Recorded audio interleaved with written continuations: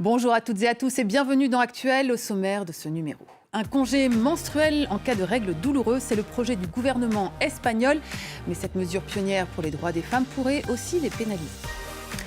Pour la deuxième fois de son histoire, la France a une première ministre, Elisabeth Borne. Le fait qu'elle soit une femme a largement été commenté et montre à quel point il existe une marge de progression pour l'égalité en politique en Europe. Et tout au long de ce numéro, nous aurons le plaisir d'être avec une icône de la nouvelle génération féministe, la photographe et réalisatrice Charlotte Abramoff. Entretien à suivre. Mais pour commencer ce débat, en Espagne, le pays pourrait mettre en place un congé menstruel, une mesure qui s'inscrit dans un projet de loi plus vaste pour renforcer les droits des femmes. Regardez. Une douleur intense, ressentie dans le bas-ventre et la région lombaire. Chez certaines femmes, cette souffrance s'accompagne de migraines et de nausées. Pour d'autres, il est parfois même impossible de tenir debout. Ce mal, les scientifiques l'ont baptisé dysménorrhée. Nous parlons communément de règles douloureuses. Face à cette réalité, l'Espagne propose d'inscrire dans la loi un congé menstruel, un arrêt illimité, totalement financé par l'État. Plus besoin d'aller au travail en ayant mal, plus besoin de prendre des comprimés ou de devoir cacher le fait d'avoir mal et d'être incapable de travailler ces jours-là. Une proposition plutôt bien accueillie ici à Barcelone. Ce serait bien que la loi passe, parce que beaucoup de femmes souffrent. Ça me semble parfait. Si la proposition est approuvée au Parlement, l'Espagne pourrait devenir le seul pays européen à adopter une telle mesure. Ailleurs dans le monde, des États ont déjà franchi le cap. Le Japon l'a fait dès 1947. C'est à l'employeur de déterminer le nombre de jours d'arrêt et ce congé n'est généralement pas rémunéré. En Indonésie, cet arrêt est porté à 2 voire 3 jours par mois. Des absences payées, tout comme en Zambie, où les femmes ont droit à 1 jour par mois, là encore rémunéré. Aux États-Unis, au Royaume-Uni et en France, pas encore de législation. C'est aux entreprises de prendre la décision d'accorder ou non un congé menstruel à leurs salariés. Quelques sociétés l'ont fait, mais là encore l'idée a ses limites. Pour un certain nombre d'associations féministes, le risque de stigmatisation des femmes est réel, notamment dans le milieu professionnel. On a déjà des lois en Europe, en France, contre la discrimination à l'embauche. On sait que ça existe toujours. Et du coup, ça va être encore une fois une autre raison pour une discrimination à l'embauche. Ça peut aussi rompre le secret médical au travail. Et ça peut pénaliser les femmes. Pour d'autres, il faut surtout aller plus loin et investir dans la recherche scientifique afin de trouver un traitement pour en finir avec ces douleurs liées aux règles. Charlotte Abramoff, bonjour. Merci beaucoup d'être avec nous. Vous avez 28 ans. Vos images ont été révélées au grand public avec le clip d'Angèle Balance ton quoi. Depuis, vous avez conçu entre autres un manuel d'éducation sexuelle pour une série de Netflix. Vous avez réalisé un court-métrage sur les violences domestiques pour Arte. Récemment, votre travail est devenu plus intime. On va y revenir. Mais d'abord, peut-être une réaction à ce projet de loi sur des congés menstruels. Bonjour déjà, merci beaucoup pour l'invitation. Je pense que c'est une question intéressante déjà pour qu'on conscientise cette réalité des douleurs qui sont pas normales et que voilà qu'on se rende compte que c'est une question de santé publique. Après en effet à voir quelles sont après les retombées économiques et les effets de stigmatisation. Mais je pense que c'est important aussi de parler aussi de précarité menstruelle et en tout cas qu'on se rende compte que voilà que les règles c'est une réalité. Et que c'est une première nécessité en fait. Oui, la ministre espagnole disait elle veut briser le tabou des règles. Ça fait aussi partie de votre démarche. En fait, dans votre travail, vous mettez en valeur, en lumière, ce qui a longtemps été caché du corps des femmes, les règles notamment, leurs défauts aussi, leurs plaisirs parfois, en particulier dans une première exposition solo à New York l'an dernier, ou dans le clip Clit is Good. Est-ce que vous pouvez nous expliquer votre démarche par rapport au corps féminin en particulier ?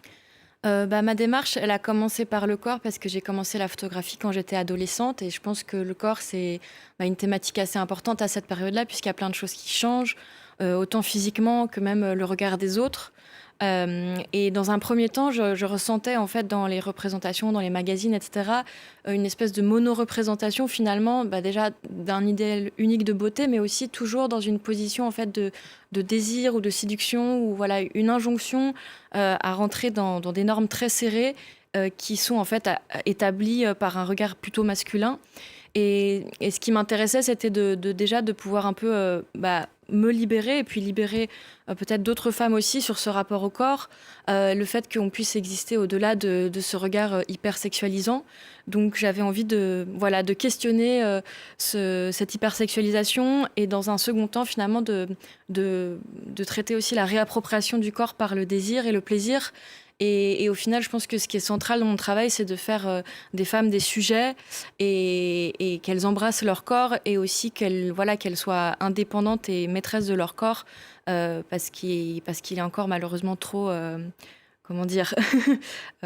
trop regardé et voulu et volé par d'autres. Mmh.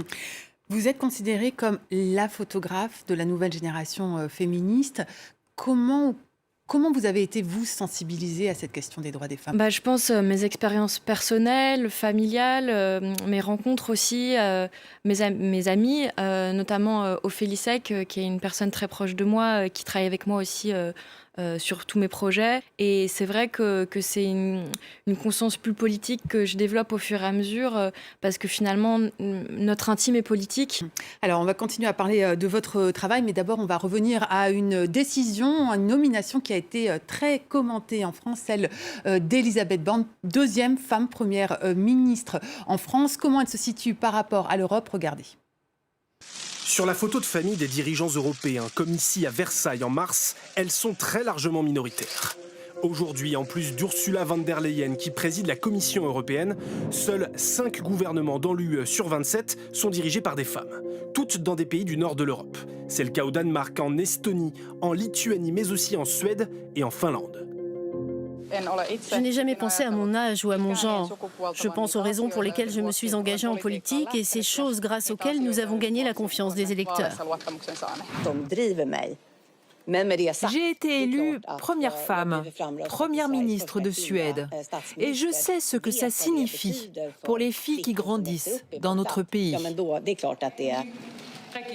Avant elle, Margaret Thatcher au Royaume-Uni, puis Angela Merkel en Allemagne ont exercé le pouvoir sur la durée sans jamais faire de leur genre un argument politique. Peut-on dire que les femmes ont un style politique complètement à part ? Je ne crois pas. De Margaret Thatcher à Hillary Clinton, en passant par Christine Lagarde ou moi, nous sommes très différentes les unes des autres, comme le sont Barack Obama, Nicolas Sarkozy ou David Cameron. Je ne veux pas me laisser coller une étiquette. En France, après Édith Cresson en 1991, Elisabeth Borne n'est que la deuxième femme sous la Ve République à diriger le gouvernement. Alors, à noter également cet accord historique aux États-Unis pour l'égalité entre femmes et hommes des sélections nationales de foot. Rappelons que les Américaines sont quadruples championnes du monde et se battent depuis des années contre leur discrimination salariale. Elles ont aussi obtenu un système de primes identique et un mécanisme analogue des partages de revenus commerciaux. Charlotte Abramov, je ne sais pas si vous vous intéressez à la politique ou au foot, mais je pense qu'avec une sensibilité féministe, ces informations ne doivent pas vous laisser totalement indifférente. Non, c'est vrai. Je pense que c'est important que les femmes puissent accéder de plus en plus à l'espace public et aussi à des formes de décision. Après, il faut aussi, évidemment, pas tomber dans l'essentialisation et se rendre compte que une femme peut avoir aussi des idées politiques compliquées. Donc c'est toujours faire attention de ne pas considérer les femmes comme un groupe monolithique, mais évidemment comprendre leur importance. Alors, revenons à votre travail. Un des plus récents et le plus intime peut-être est celui sur votre père et le cancer qu'il a affecté. En quoi la photographie vous a aidé à surmonter cette épreuve ? Alors, ce qu'il faut savoir dans le cas précis de mon père, qui s'appelait donc Maurice, c'est qu'il a eu un cancer, mais surtout, il a traversé un coma qui lui a laissé des séquelles neurologiques. Donc, au final, c'était surtout ces séquelles neurologiques-là qui étaient dans un quotidien d'une personne âgée dépendante assez compliqué. Et en fait, la photographie, ça m'a aidé à prendre du recul sur la situation, finalement, à ne pas subir la maladie, mais à me dire, OK, comment j'apprivoise mon père avec ses séquelles, mon père diminué, et comment en fait je viens créer une histoire. Et aussi, ce qui était intéressant, c'était l'effet que ça lui faisait sur lui, c'est-à-dire que dans un quotidien un peu morose de personnes âgées, un appareil photo, il y a quelque chose de ludique, et puisqu'il n'était pas toujours à même de parler, l'appareil photo, c'était quelque chose qui captait tout de suite son attention, qui nous permettait une autre manière de communiquer.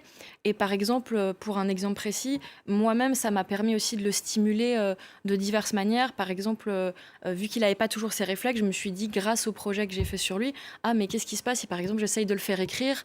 Et c'est grâce au projet artistique finalement que je me suis dit, je vais mettre une feuille devant lui, un crayon, et peut-être qu'il va écrire. Et en effet, il a écrit des choses.